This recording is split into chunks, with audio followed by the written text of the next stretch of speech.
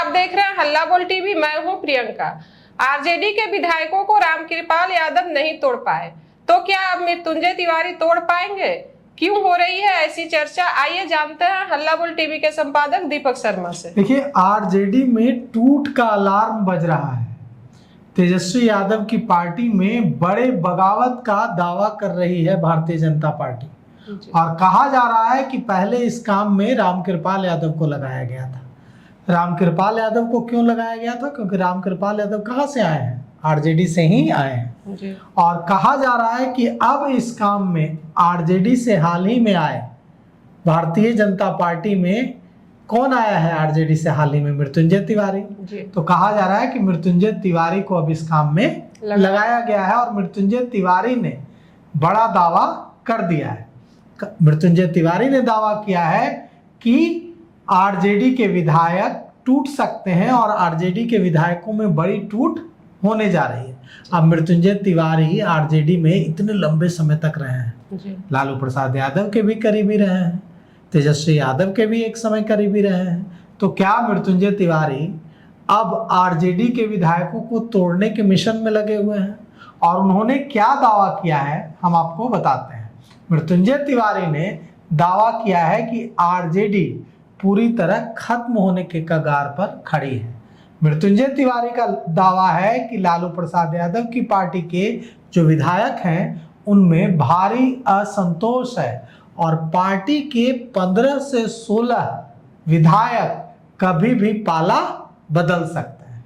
मृत्युंजय तिवारी ने दावा किया है कि आरजेडी के भीतर एक बड़ी टूट होने जा रही है, और यह भी दावा किया है कि आरजेडी के जो नेता हैं, जो विधायक हैं, वो पूरी तरह से निराश हैं, क्योंकि आरजेडी में नेतृत्व नाम की कोई चीज़ नहीं बची है।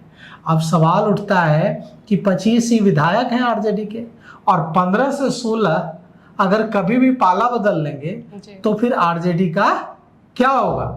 अब यह आरोप, यह दावा अगर भारतीय जनता पार्टी का कोई दूसरा नेता करता तो बात लगती कि यूं ही दावा किया जा रहा है। लेकिन अभी अभी मृत्युंजय तिवारी आरजेडी से आए हैं, आरजेडी के प्रवक्ता थे, और अब भारतीय जनता पार्टी में शामिल होने के चंद दिनों बाद वे दावा कर रहे हैं कि 15 से 16 विधायक कभी भी पाला बदल सकते हैं।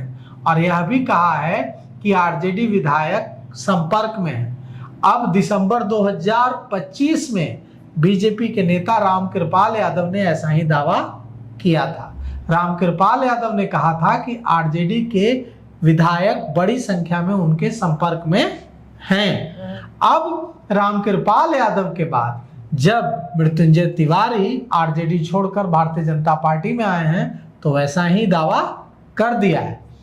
और राजद के नेता कह रहे हैं कि बीजेपी में जो जाता है आरजेडी से, वो अपना नंबर बढ़ाने के लिए ये दावा करता है कि आरजेडी में टूट होने वाली है, ताकि वो भारतीय जनता पार्टी नेतृत्व के नज़र में आ जाए, नेतृत्व की नज़र में रहेगा, नेतृत्व को लगेगा कि हमारा बहुत लॉयल हो गया है।